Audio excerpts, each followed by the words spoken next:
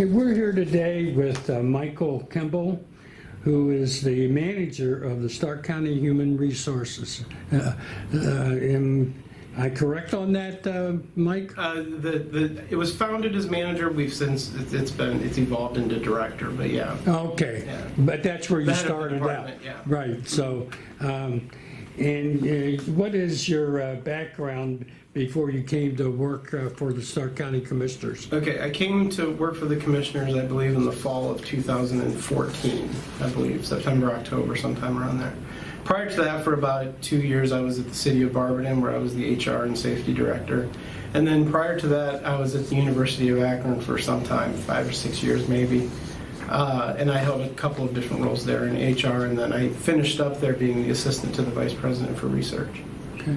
Yeah. Now, when you started out, I have an article here that says Kimble will help the commissioners direct employees, oversee the health benefits program, and also the county employees in a variety of departments and agency outside the commissioner's office.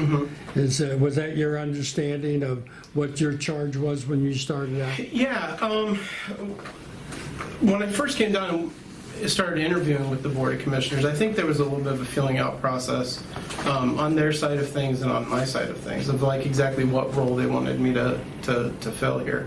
They knew that they wanted an HR department built, and they knew that they had needs. When I drilled for more information beyond that, the answers were a little bit sparse. I think at the time, Mayor Burnaby for the city of Canton said, "You're going to have to show us what some of this is going to look like. We just know that we need it." Which, coming from, I mean, who wouldn't want an opportunity like that? You know, if you're a professional in your field and you're like, wow, I just got a clean slate to write on. So that end of it was pretty exciting. The county overall, for all the different elected officials and agencies, we have the same benefits program that's administered by my department. Same workers' comp and same unemployment comp. So that's kind of the tie that binds all of us. So immediately I knew that I would be assuming that responsibility. And then beyond that, it was kind of more of an instruction of clean up our house first, meaning all the departments that fall underneath the Board of Commissioners. And so that's what I set out to do. And I had told the commissioners, even during the interview process, that my intention was to become an example. And if I was good at what I did, and if I could build the department that I knew I could build, then all of a sudden I wouldn't have to beg for the others to use me. They would seek me out. And that's kind of been the plan all along. And we're inching towards it. We're inching towards it. Okay. Now, what I'm interested in pursuing is what I consider the base of being a human resources person is a lot of the work that you do that is not hiring in and of itself, but a lot of spade work. Can you talk a little bit about that part and how you started out and what you built up? And yeah, sure. Yeah. So when I first started in, I think everybody, the commissioners, knew that they needed a new policy manual. That was what they kept telling me through the whole interview process. We need a new policy manual, you know. And when I first came in, that really wasn't my first area of concern. I have at that point, I had the benefit of hindsight because I had done something very similar in the city of Barberton. And I think that one of the, when it comes to writing policies and implementing policies, you need to understand the culture first. You kind of have to, get your feet wet a little bit. So I kind of set out to do a little mini tour for the first couple months that I was here. I wasn't going to even mess with writing policies or even trying to tinker with anything. I didn't want to assume that I understood anything. I set out, number one, to form relationships with all the department heads underneath the commissioners, to try and meet all of the elected officials, to at least get some face time with them and introduce myself and let them know that I'm here to help, should they need anything. But I've always believed that, like, if you could summarize my job or my role in one little kind of concise blurb, I would say that I'm here to help managers manage. I'm here to help leadership, do their job better. And I think in turn, by doing that, you help the overall organization and you help the employees. So that was kind of my first thing, was to build relationships with all the department heads. And then from there, as I started to get a little bit more of an understanding, I had all the department heads do SWOT analyses for their departments to kind of let me know where they think they were strong and weak, and maybe had some threats and opportunities. So that was pretty key also in helping me kind of get a read of the lay of the land a little bit. And then after that, that's when I kind of sought out to kind of write some policies. I had an understanding now a little bit better of how county government works. It's very confusing for anybody coming into it. Even if you think you fully understand it, you don't until you're in it.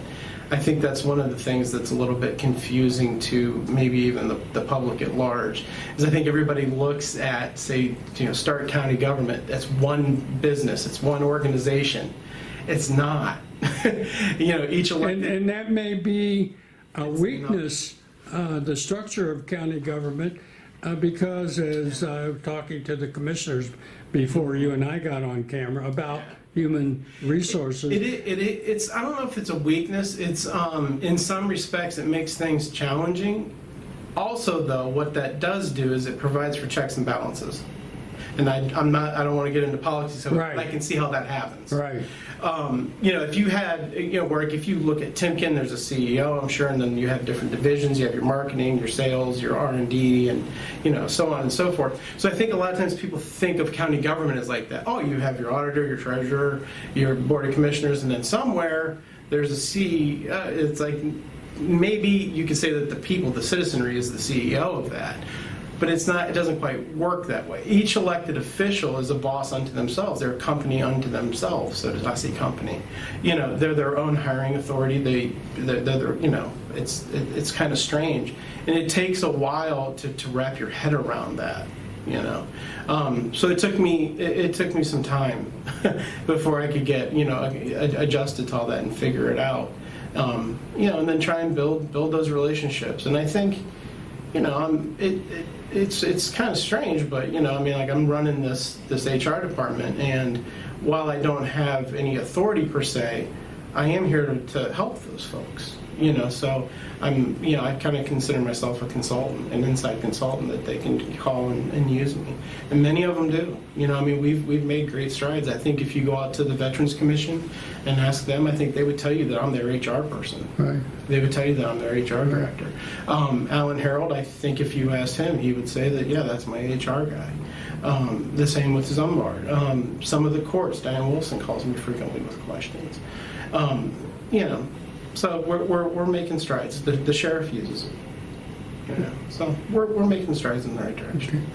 Okay. I had a discussion with the county official earlier today, and we all know that elected officials, the last thing they want to do is not be able to hire their own people. Mm-hmm. And but what you do, and you're certainly glad to help in that regard, mm-hmm. but what you do is a lot of the nuts and bolts of human resource development. Mm-hmm. And the conversation I had was kind of like the movie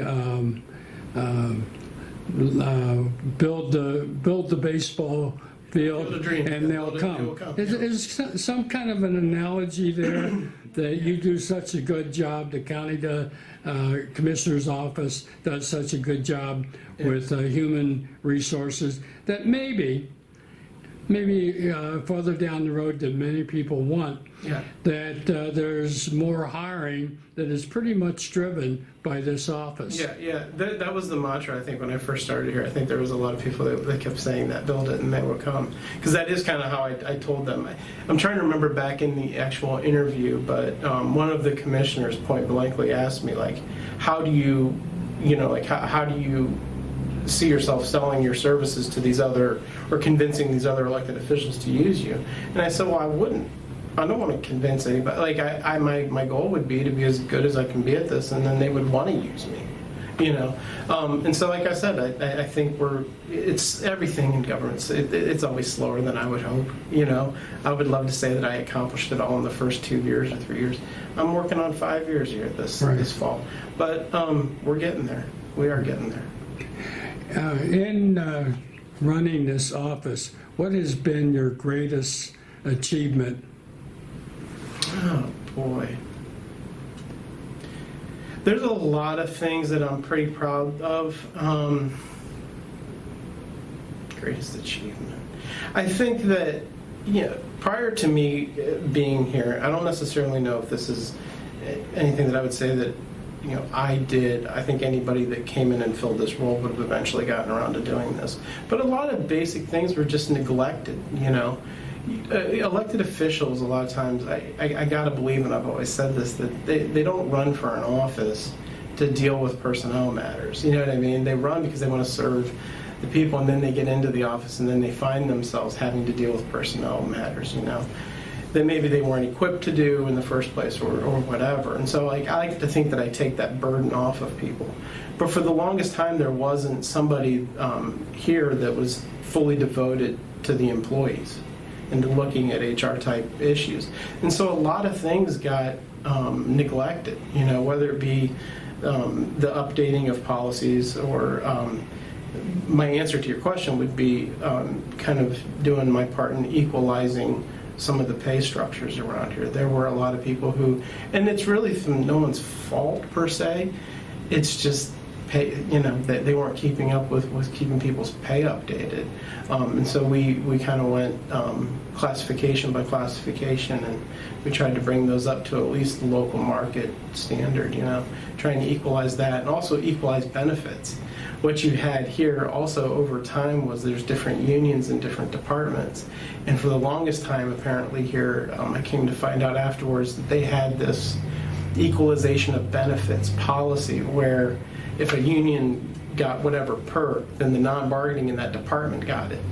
Well, that's all well and good if you're one company, but when you're separate departments all reporting to the same department head, that was a little bit problematic. Again, nobody's fault. It was just neglect. There was no one here to keep an eye on that, on the store.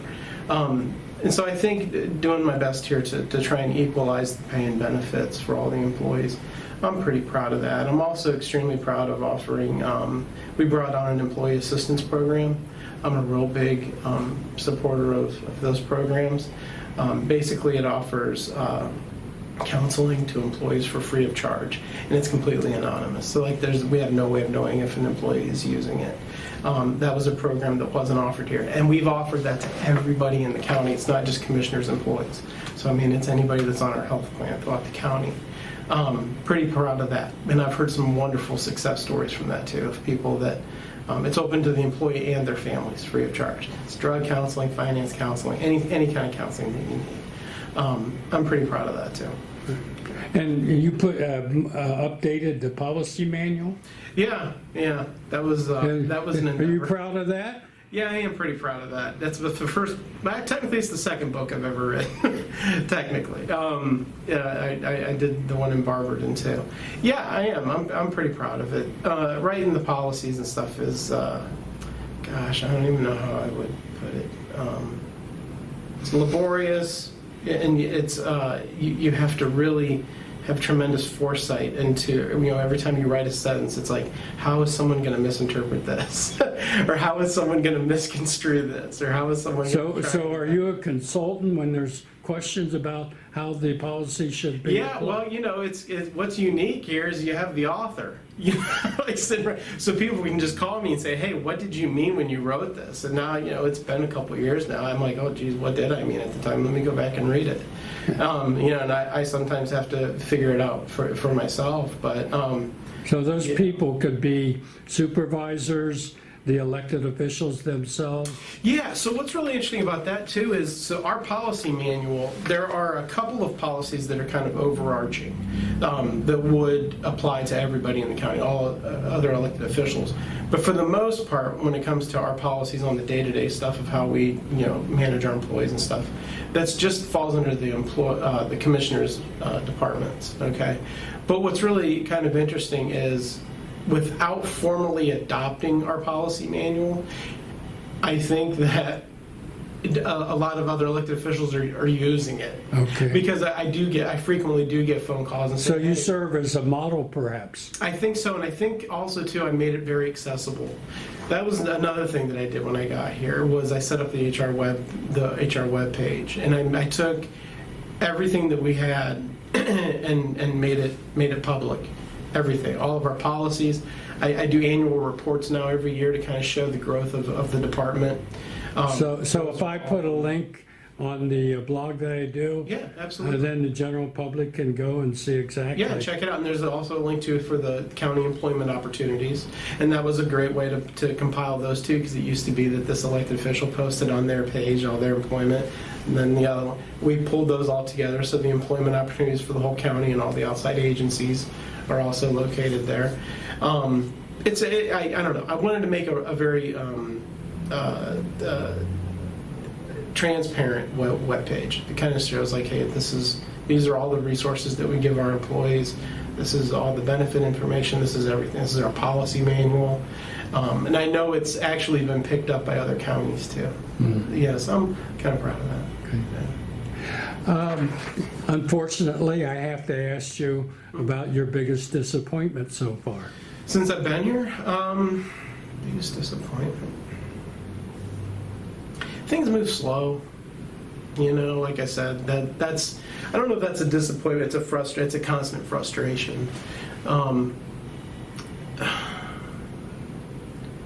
I just wish things moved quicker. And I maybe wish that.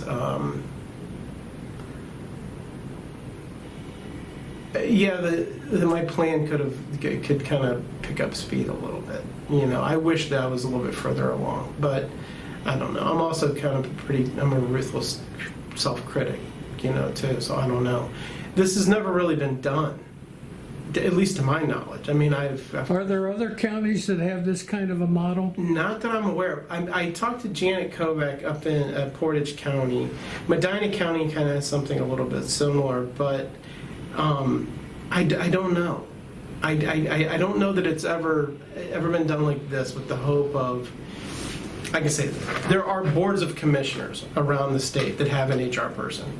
I don't know that they've ever told that HR person, we have the hopes that you'll expand this department and eventually everybody will use you. That's what I think is unique. I don't know that there's anybody that's done that before. Right. And that's kind of the goal that I've set, Yeah, so this really is, in a sense, of course, you've achieved a lot of concrete objectives, mm-hmm. but it is a field of dreams. It is a field of dreams, a little bit. Yeah. It is a field of dreams. Yeah. Looking forward, mm-hmm. where do you see? We're here, and the reason I'm doing this interview now is mm-hmm. because we're pretty close to the 5-year anniversary, which is a fair time, in my opinion, to start evaluating things like this. Yeah. Say 5 years from now, what are some of your objectives that you'd like to see when, of course, I don't know that I'll still be around in 5 years. Yeah. You will be. But what would you like to be able to tell people looking back that you thought of in the year 2019, but wasn't reality, and looking back, this is what we've achieved? Mm-hmm. Well, one, I would like to be, by that point, my hope is that we are the single sought out HR professional in the county for county government. I would think by that time, my department hopefully will have expanded to include a training and development sub-department that is offering pretty up-to-date and current training curriculum to employees, because that's something that county government in general is lacking. So I think that's something that we could provide. Also, too, like there's a little bit that I don't know that I can do by myself. I have to work with the IT department and the auditor. But from a technological standpoint, we're still pretty 20 years ago, around here. We still have to have people, send in hard copy applications and resumes, you know. So the hope is within the next year to two, that's going to be completely updated, you know. But we need to kind of keep up on the technological end of things also. But yeah, 5 years from now, geez, I don't know. I want to be like the HR department in the whole county, like the one that everybody acknowledges. Let's talk a little bit about the mechanics of hiring. Stark County Clerk of Courts Louis Giavasis praises you for the work that you did in helping him hire a collections person. You know, without getting into anything private and confidential and that sort of thing, Sure. I'd like you to run the viewing public through the process, the mechanics of it, Sure. to give them an idea of when you are involved, Sure. what is your role and how does it mesh with an elected official? Sure. I have my own personal policy on this, okay? I always tell every manager that I work with, I'm trying to think of if there is one area of the services that I offer that elected officials tend to not utilize, it's usually this hiring aspect of it. They play that pretty close to the best. But for the ones that I have helped in the past, I'm always very forthcoming and let them know I will never tell you who to hire. That's not my job. For a number of reasons, I would never do that.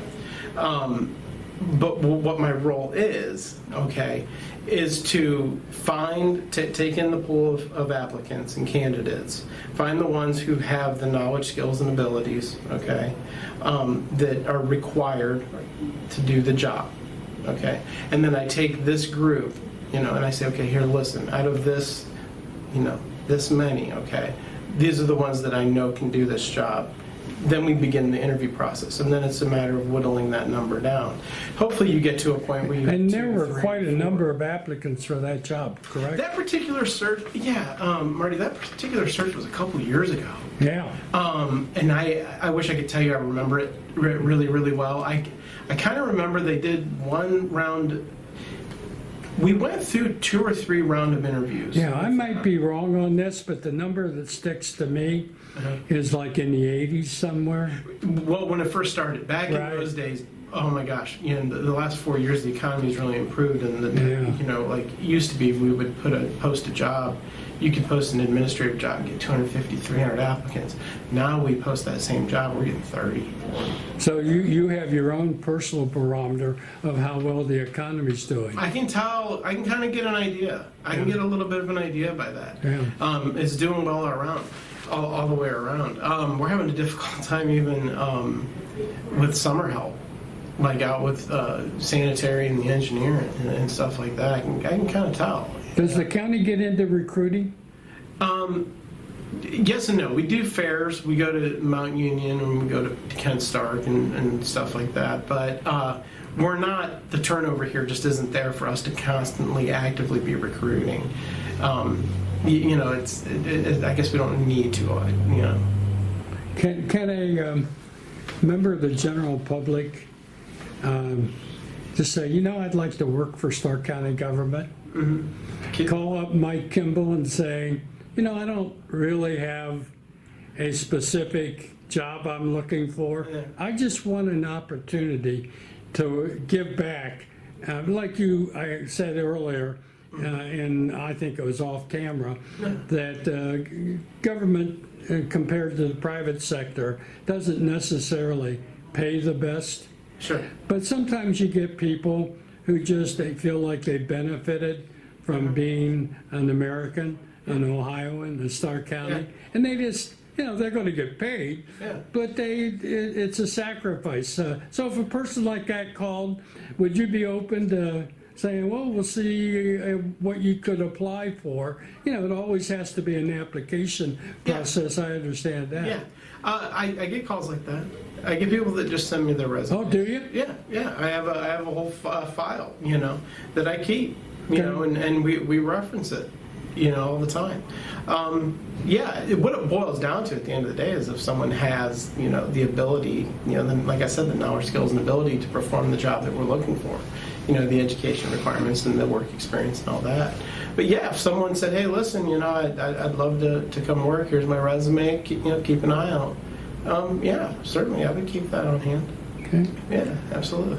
Now, I've asked you a lot of questions, and you've been very forthcoming, but every time I do an interview, I try to be a little bit humble and say, you know what, maybe I didn't ask a question that you wish I had asked, that you wanted to share with the viewing public. So is there anything in that regard, as we close this interview, that you'd like to share with the Stark County public? Yeah, I would say this. Anytime you enter into a new working environment, there's always a little bit of, anxiety that goes along with it, where you're like, geez, I was comfortable where I was at, and I don't know what I'm getting myself into. And when I left Barberton, I loved working for the city of Barberton. I loved the mayor there, loved the police chief and the fire chief and everyone that I worked with there. But this was a really good opportunity. And it was a challenge. It's what really kind of drew me to it. But nonetheless, I'm from Summit County.